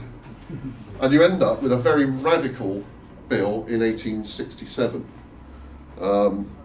which effectively enfranchises most men in urban areas. After the 1867 Act, and in fact in the 1871 general election, 40% of men are able to vote. There's 1 million extra voters. So you've now got 2 million out of 5 million men are able to vote in the 1871 election. And that's entirely, the new voters are entirely male householders living somewhere with a rateable value of £10 per year, not compounded, or with a weekly wage of 26 shillings. And that brings in loads and loads of working men. Basically, what they do, they're so grateful to Disraeli for giving them the vote that the first opportunity they get, they vote him out and they vote Gladstone in. Gladstone introduces the secret ballot, which is a crucial element in all this. The 1871 election was not fought with a secret ballot, and Gladstone does introduce the secret ballot, which means your boss and your landlord doesn't have to know who you voted for. And what I find interesting about this is there's then this urban constituency, an urban, skilled working class constituency, to be living somewhere with a rateable value of £10 a year, or to be earning 26 shillings a week. You're going to be skilled, you're going to be educated. You're not going to be factory fodder that only lives, that can only do that work for 10 years and then is useless. It's not those people. It's skilled people, it's educated people. And as the industrial economy develops, you need more and more skilled and educated people in your workforce. You need to educate your workforce, and you can't educate your workforce without there being consequences, like they start thinking for themselves. So let's give them the vote, and then they can think they're doing something by putting that cross in a box. Whatever. So, but what happens is that the subsequent elections, 1871 is the first one, Disraeli gets chucked out, Gladstone's in. Subsequent elections are going to be lost or won by whoever that urban male constituency votes for. And so Gladstone's legislative agenda, 1871 to 1874, is about doing things which he thinks is going to win him that urban vote. And Disraeli's opposition agenda is about offering things that are going to bring that vote. So all of a sudden politics has changed. You're not just trying to do things to sort out or keep the landlords and the bosses and the aristocracy happy. You've actually got to think, well, we're going to maintain our power and be able to continue to feather our nests, or whatever it is they think they're doing up there. We need to offer something to these working people. And Gladstone's into temperance, he's into education. He's providing reading rooms, he's providing schools, those sorts of things. What the Conservatives do is they look at the industrial north, they look at the huge number of voters there, they look at what the voters do when they're not working, and they realise they're drinking. Disraeli forms, and the Conservatives form alliance with the major brewers, and they open what they call conservative clubs in the north. When I lived in the Greater Manchester area, I lived in Stalybridge. It's an excellent description of Stalybridge in Engels's Condition of the Working Class in England, and he said it was the apotheosis of industrial capitalism. And it was the place to go and have a look at how bad it could get. And he's got a 2 or 3 page description of Stalybridge. And it's a nice place, but when I lived there through the 80s, 1 Labour club, 2 Liberal clubs, 3 Conservative clubs. Hundreds and hundreds of Conservative clubs opened in industrial England in the early 1870s, and their beer was always cheaper than the Liberal clubs. 1874 election, Disraeli promised to cut the tax on gin and beer. So as well as offering cheap daily beer to the voters, he offered to cut the price, and the Conservatives won the 1874 election. And Gladstone's famous quote, "We have been borne down by a torrent of gin and beer."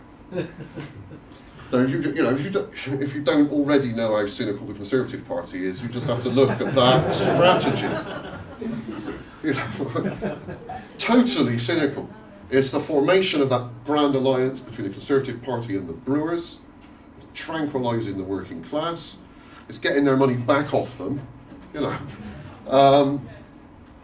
I mean, it works. In 1874, the male working class vote goes Conservative and goes to Disraeli. There doesn't seem to be much there about that vote being about the interests of working people or about working people having fought for that vote. There was a game being played, I think. If you look at the Reform League, which you could have this analysis where the Reform League mobilised popular opinion, and it did mobilise popular opinion, and it did get huge crowds out. But it came from, it had a middle class and skilled working class leadership, Reform League. It has people in common with the Anti-Cornwall League, which is sort of the ultimate capitalist pressure group, free trade and releasing tariffs and all the rest of it. And it grew out of something the Reform League was originally called, or in 1865 changed its name to the Reform League from the Universal League for the Material Elevation of the Industrious Classes. Which, that's not a middle class name for a pressure group. The Universal League for the Material Elevation of the Industrious Classes. And you assume the name of this was chosen carefully, and it's about material elevation. Well, making things a bit better. Giving people a bit more. And it's about the industrious classes. It's not about the industrial classes. It's not about the working classes. It's about the industrious classes. And there's a moral tone to the word industrious. And what they're saying is, well, we want material, I think what they're saying is we want things made a bit better for the responsible and respectable working class, who are industrious, aren't difficult, don't go on strike, do what they're told, are lining our pockets through their labour every day. Let's give them a bit more. And we're having to educate these people because we're in competition with the Germans and the Americans and the French in terms of our industry. Our industry needs to maintain its competitive advantage. We need to employ ever sophisticated techniques and technologies to our production processes, and you can't just do that with dumb labour. You need your workers to be thinking, you need them to be making decisions, you need them to be managing. And you need to educate them for that.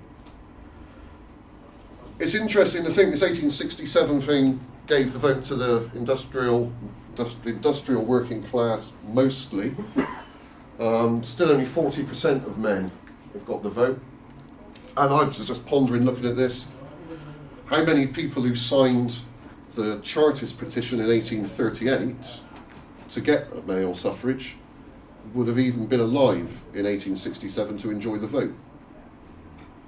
Not very many. Huge mass protest movement in the 1830s. Most of those people would have been dead by 1867 who signed that first petition. Signing that petition, Chartist petition, didn't get anybody to vote. Disraeli wanted to be clever. The Reform League wanted to put some kind of pressure on the Liberal government and stoking up some demonstrations feeds into it, but I can't find any evidence. I haven't looked all that hard, of course, for this being a product of a mass movement. And in fact, parliamentary reform and the reform of the vote, if you want to go and find out about it and spend 2 or 3 days finding out about it, this is sort of what I think we'll find out, because I've sort of exhausted all the quick ways through it. But the parliamentary reform process, the extension of the franchise, becomes a bureaucratic process. It becomes a process of tidying up the things you didn't think of last time you did it. So the 1867 one enfranchised a bunch of working class men, these £10 a year rateable value lot and the 26 shillings a week brigade got the vote. But there were people in very similar situations in the countryside who were living in properties of £10 rental value or were earning 26 shillings a week. And the 1884 Reform Act basically equalises the franchise. It gives the same franchise to the county constituencies that the borough constituencies in the towns got in 1867. There's very little written. I couldn't find the title of a book written about the 1884 Representation of the People Act. I couldn't really find very many journal articles about it. There's bits and pieces on the BBC Learning website and a few other random bits and pieces about the 1828. You can find out what the terms of it were and what it did, but in terms of historical analysis about why it happened in 1884, Gladstone had promised it when he was elected in 1881, and it was a manifesto commitment, if you like, but why it was on the Liberal manifesto, you can't really find anything. What was happening around it is difficult to find. It extends the urban male householder franchise. The electorate goes up from 2.5 million to 5 million, so it doubles the size of the electorate. 2/3 of men are now eligible to vote after the 1884. Not all men. Male domestic servants didn't get the vote, because if you're a servant, you're actually nothing. You know, you've signed away any of your rights, and your landlord, your boss, your owner, or whatever he is, he's going to vote on your behalf. You're part of his household. Oh, so he gets 2 votes? No, but he just does what he does. Sons, men still living at home with their parents, didn't get the vote. And soldiers and sailors living in barracks didn't get the vote. And none of the Air Force got the vote either. And you couldn't vote unless you paid your rates. If you were in rate arrears, you couldn't vote either. So those little exceptions, which seem quite small, exclude 1/3 of men. But at 1884, you've got an equal franchise across the countryside and across the towns. And so you've got a rural working class vote and an urban working class vote at that point. Still no women voting in national elections. There were tinkering in the 1884 and the 1867 Act, which gave some women the vote in local elections. Some women in some local elections. There were borough franchises that included women, which is sort of important because we'll come on to those in a minute. So that's the 1884. So by 1884, you've got 2/3 of men and no women voting. The franchise and suffrage, following the 1884, again, it's not a huge, massive issue anywhere until the women's suffrage movement kicks off and really gets going in the first decade of the 20th century. And I'm not going to say an enormous amount about the women's suffrage movement because we're running an event on Monday where that will be discussed in detail, and if you can't make it Monday, then give it a few days and it will be on the website. And I think we probably know the basic outline of the suffragist, women's suffrage story, because that is well known. It is Emily Davison going under a horse and chaining yourself to railings, and it's a cat and mouse act, and it's force feeding, and it's all those sorts of things. I mean, it's not altogether clear, and I think even within Bristol Radical History Group, there are divergent opinions on whether the suffragette and suffragist movements were really about enfranchising all women, or whether they were merely about equalising the franchise with men, or whether in fact they were about enfranchising a certain group of women. Certainly the leaders of the suffragette movement, the Pankhursts and co, were not necessarily going to be pressing for universal suffrage. In fact, they might have been very happy with what came out in 1918, which we'll talk about in a minute. So suffrage does become an issue, and particularly female suffrage, in the first decades of the 20th century. Working class organisation and activity in that period is about establishing the Labour Party, the Labour Representation Committee, and getting Labour MPs into Parliament. It's about using the apparatus, existing apparatus of the state, to try and advance the causes that a working class might be interested in, or the causes that a trade unionised working class might be interested in. And also working class energy and organisation is being stretched by a very difficult industrial relations regime and experience in the first decade of the 20th century. And there are sort of periods of time when the trade unions are wanting to put pressure on Asquith's government, where they seem to take it in turns to go on strike. And there's big strikes, like the dockers will go out for a week or two. And that's real bad news. The dockers will go back to work and the railwaymen will come out. And the railwaymen will be out for a couple of weeks and they'll go back to work, and then the miners will come out. And there was like a series of rolling strikes really intended to put pressure on the government and try and get government to fall, to try and get some Labour representation committee candidates into Parliament. You know, Asquith's got it all going on. He's got women going mad, and he's got trade unionists going mad, and he's got the Irish going mad, which reminds me, the Reform League, this lot that we're pushing in the 1860s, for extension of the franchise. After the Trafalgar Square and Hyde Park events, where they sort of stood up to the state and they occupied Hyde Park, and they were apparently approached by a Frenchman who was an agent for Fenians in Ireland, who came to them and offered the Reform League 2,000 armed and trained men because he thought that England was due a civil war. So this Frenchman who was working for Fenians in Ireland had seen the Reform League as something that could really be revolutionary, and so he came and they made an appointment and talked to them, and they immediately informed the police and had nothing to do with it, and went in the papers next day saying, well, the Fenians want us to start a civil war, but we're not having any of that, which is sort of indicative of where those people were coming from and where they were situated. I've forgotten about that little Irish bit. So in 1918, I mean, the Asquith government, in a bizarre and perverse way, was probably saved from utter humiliation by the outbreak of World War I. Given the pressure it was under from trade unions, from women, from the Irish, from within its own self, and from within Parliament, we sort of think the Liberals were quite grateful for World War I breaking out, and it got them off of a number of hooks, although it put everybody else on a really nasty hook. But at 1918, at the end of the war, women get the vote for the first time. The male franchise is extended in 1918 to all men over 21 who can satisfy the residency qualification, which is you had to have been living there long enough to get on the electoral register. And the first women get the vote in the national elections in 1918. And it's not a huge franchise for women. If you were a woman, you could only vote if you were over 30.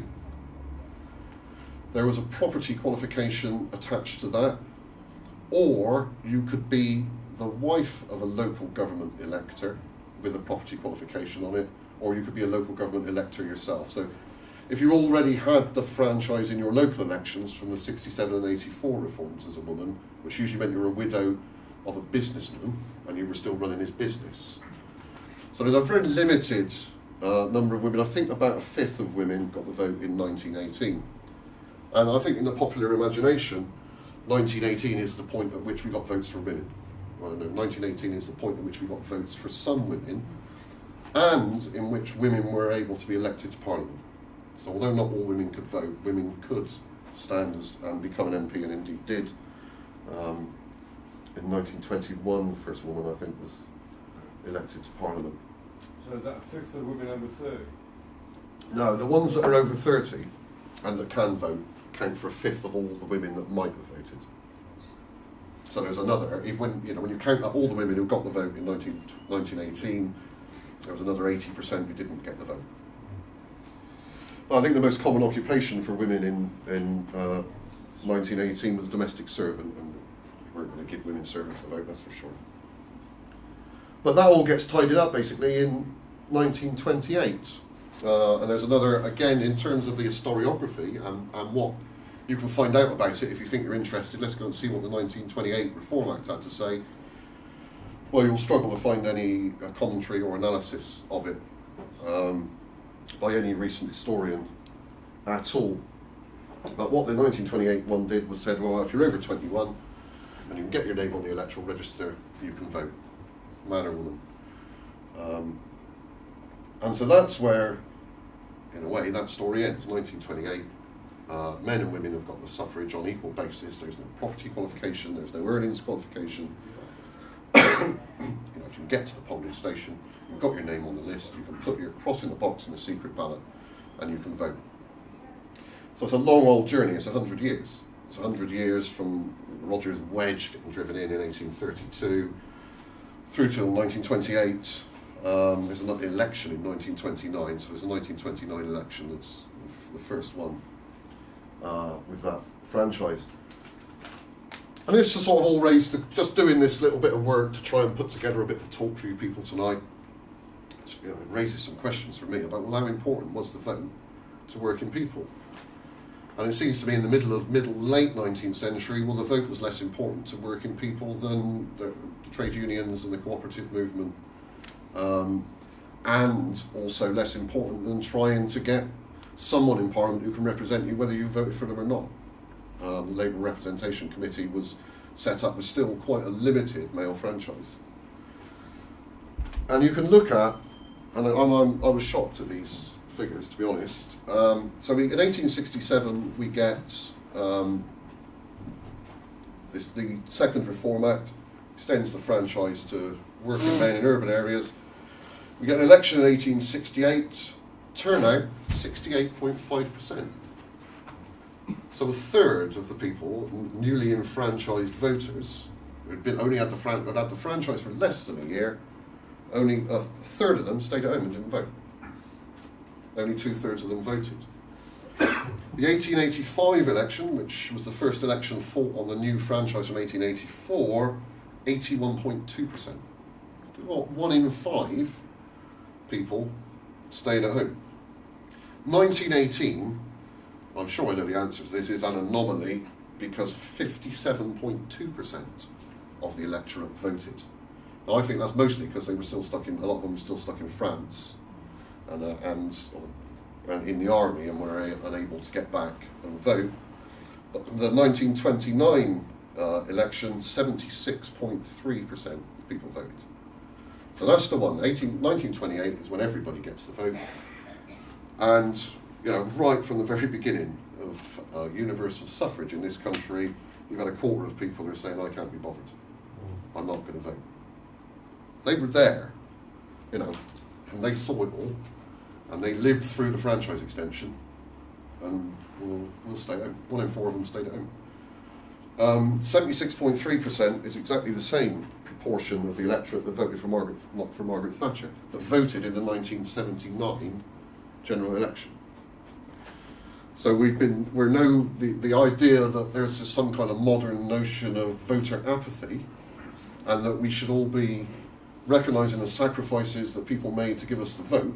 Well, actually, you go and have a look and see if you can find any particular noteworthy sacrifices that were made, and see how attached people were to that vote when they got it. And I'd say they're no more attached to it than we are now. And just doing this bit of work, and I could be totally wrong about this, and I'm quite happy to be totally wrong about it, and for someone to come back to our next set of events and tell the proper story. But I don't think the vote was a very big deal for working people in this country after the last flowering of the Chartist movement in 1848. I think they concentrated on improving their lives where they could. I think they were acting local. I think they were involved in trade unions, and they were involved in the cooperative movement, and they were probably down the Methodist chapel. And those ways of improving their conditions. What's happening now today? That bread down the truck shop is rubbish, and I can't feed my children on that. We've got to sort that out. We've got to get our own food shops that we own, that aren't adulterated food and rubbish. We need to do it properly. And we need to organise ourselves at work, because they're going to walk all over us, these bosses. But there's 1,000 of us in this factory, and there's only 3 of them. So let's get ourselves together, and let's organise ourselves. So I think that's where the English, British working class was focusing. So that's about it, really. I mean, I'm happy to try and answer any questions. I probably have exhausted everything I know. I don't think I've actually made anything up. But if you ask me some questions, I'll probably have to. Ian.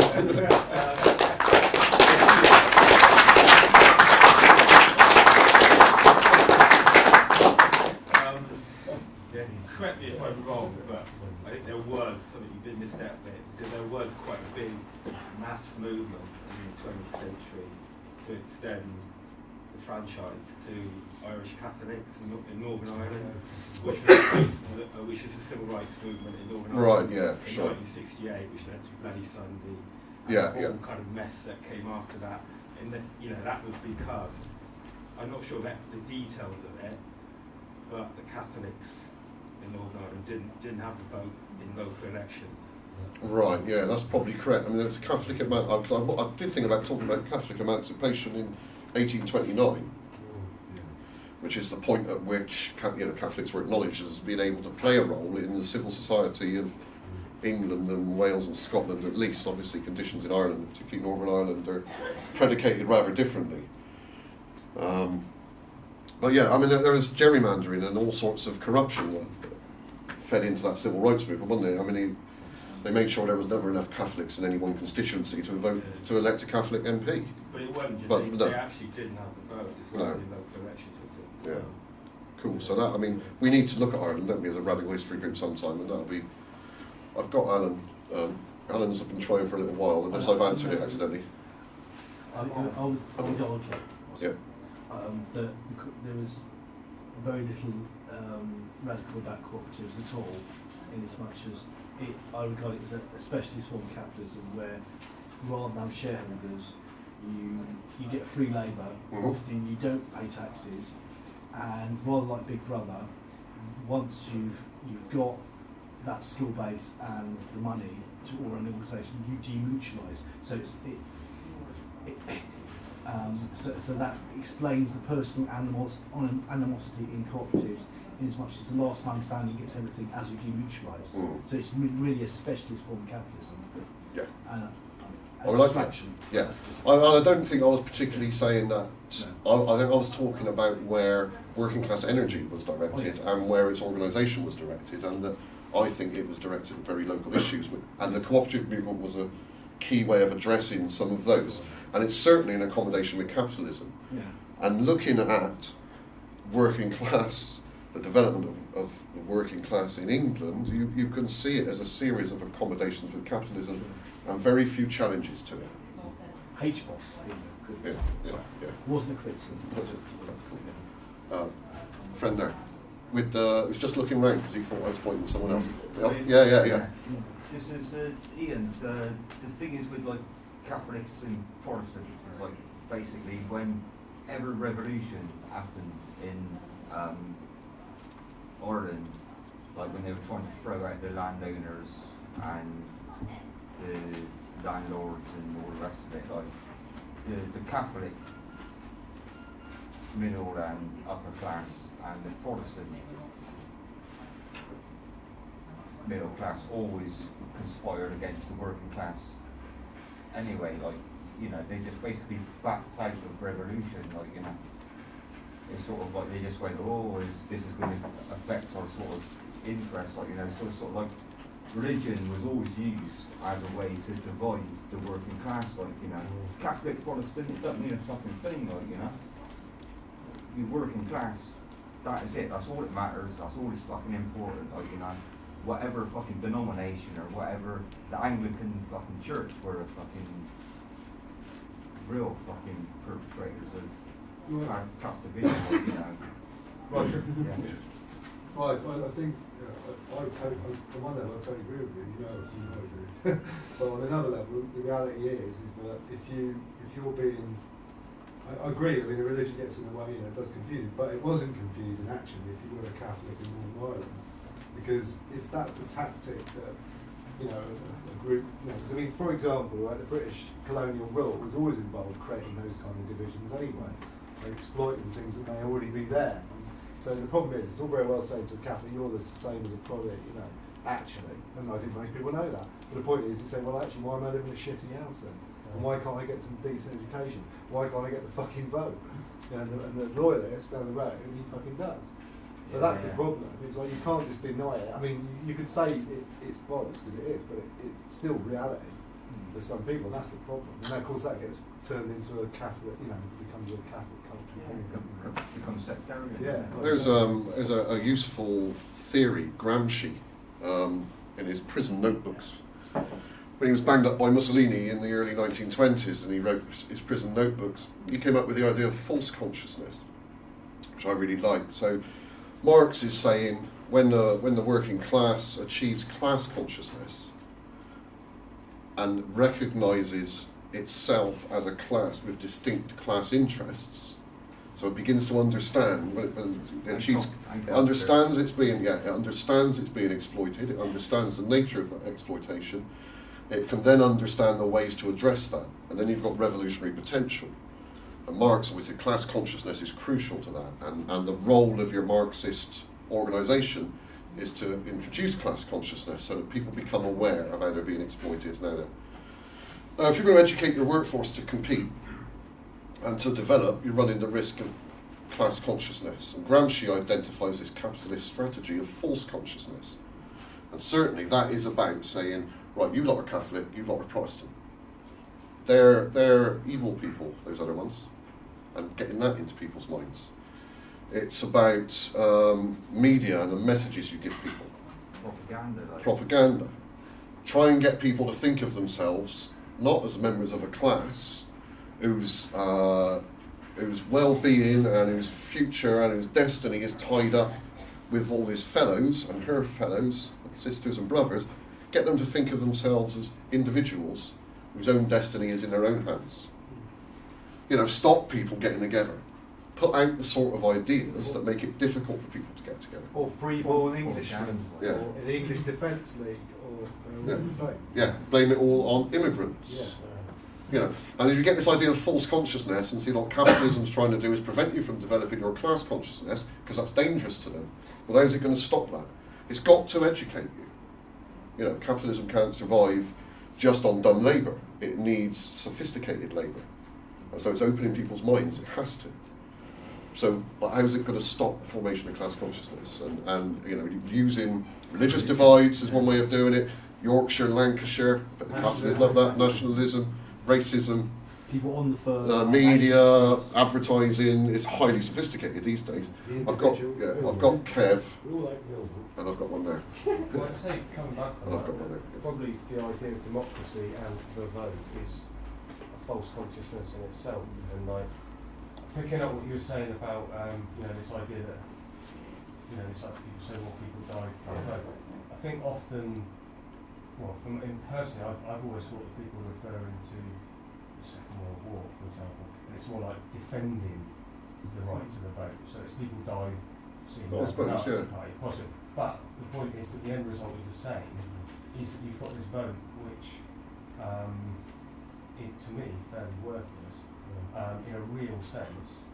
Yet it's used as a stick to beat you. If you ever dare say, I'm not going to vote, based on an actual political ideology of not wanting to vote, then it's like, well, you're besmirching the memory of these people that went out to fight, and it's a kind of false conscience. So it's to try and make you think, oh no, I'll go and do my vote, and I've done with it, and everyone's.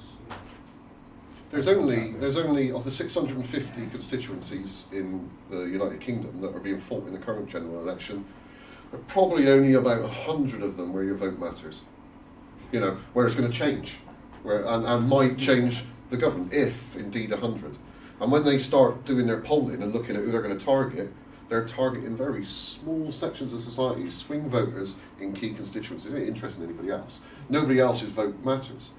I now, for the first time in my life, I live in a constituency where my vote might matter because it's quite close. But most of my life, I've gone along and voted, so the same ones got in. Usually, first half of my voting career, the one I voted for never got in. Then I went through a period where it didn't matter whether I voted in for him or not, he was going to get in. At the moment, it sort of matters, so I'll probably stay at home. I had one there. One there. I think there are more material things for us. Well, Disraeli, for instance, you mentioned Disraeli. Mm-hmm. As far as I understand, Disraeli put out a message to the working men in the factories saying, vote for us because we represent the industry and against the farmers, so you'll have cheap food. I mean, it seemed to me that they did exploit a real difference. Yeah. Because the producers of food and the purchasers of food have a different requirements. One wants more expensive food, the other wants cheaper food, you see. I don't know whether he got away with it, but I know that he did do that. He did put that out. So I think the divisions in society are not entirely just in your mind. No. And Disraeli is interesting. He really is the first modern prime minister and the first modern politician, and the first one where he's in a position where he, when the electorate's so limited and so small as it was, and you could sort of know all the electors, you know, and so your election campaigning is, you're going to be held to account by them. But Disraeli's there, and he's able to think, actually, I can make. You know, I've got this huge, massive electorate now. I can make any promises I want. And it's the first time where they can start to say, well, we'll say whatever it takes to get elected, and then we'll do what we're going to do. You didn't have to campaign before, other than like actually talking to your mates, and trying to talk to the mates of the other bloke, because there was very few. So in a way, just like Disraeli and Gladstone are the first modern politicians. They'll have to appeal to a mass electorate. I say, I've no doubt he did offer them cheap food, and I've no doubt there was a need for it. Yeah. Well, what I'm saying is that there are real interests at stake which divide the population. Yeah. You can't just pass it off as propaganda. That's what I'm saying. Yeah. And mind fucking. It's basically there are real interests that divide the population. Sure. What I'm That's just what not I'm finding saying. is And it's a serious business. Yeah. But I'm not seeing that the working class is looking to address those divisions through getting an extended franchise. It's looking to address them through other means. But I just think you can't just. No, there was one there first. And I'll back to you. What was the year that the highest percentage of turnout was, and what sort of factors were around the 51 election was high. In fact, the elections in the 50s. 97, surely that's. 97. 1997. Yeah, 1997 wasn't huge. It wasn't huge.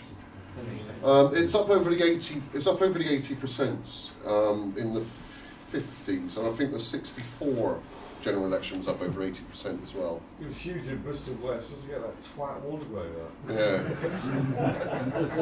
The 97 was certainly higher than the 92 or 2000. Yeah. Oh, it was great, wasn't it? But, seemed huge. Yeah. I've got Dan. I've got Johnny, and I've got Alan. I was going to ask about Disraeli as well, actually, because Roger talked about Wellington refusing to accept the offer of government because he was so opposed to extending the franchise. And a very small number of years later, you got Disraeli leading the same party, extending the franchise as an opportunist gambit. Yeah. And it just, you have this vision of the Conservative Party of that era being the landowning classes and representing very narrow. But how did that happen so quickly in the Conservative Party? Well, there's a generational thing, isn't there? So some of the stuff I said, well, there was no pressure for reform, parliamentary reform after 1832 until Palmerston died. And I've read this in 3 or 4 different places. And it was once Palmerston had died, that, and when he was alive and Prime Minister, there was no point in talking about reform, because he wouldn't have it. It's 1832, we've done it. It's done. That Disraeli's a new generation, and the cabinet that Disraeli put together was a new generation, and I think that's what it's about.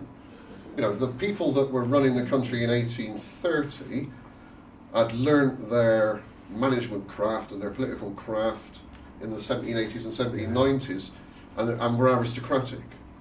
The ones that you're getting through into the 1860s had grown up with an industrial capitalist system, and then the whole new money thing, and I think they were just a different bunch, but I mean they were supremely cynical and opportunistic, and they were right to be.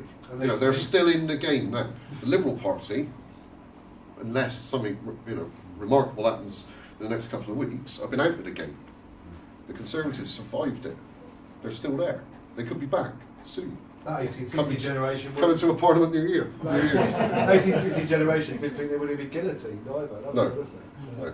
Whereas the generation that lived around the French Revolution thought they had it. And I say, I don't think Disraeli was frightened of those demonstrators. I think he looked at them and thought, that's 200,000 votes. Whoever gives them the vote, they're going to vote for it.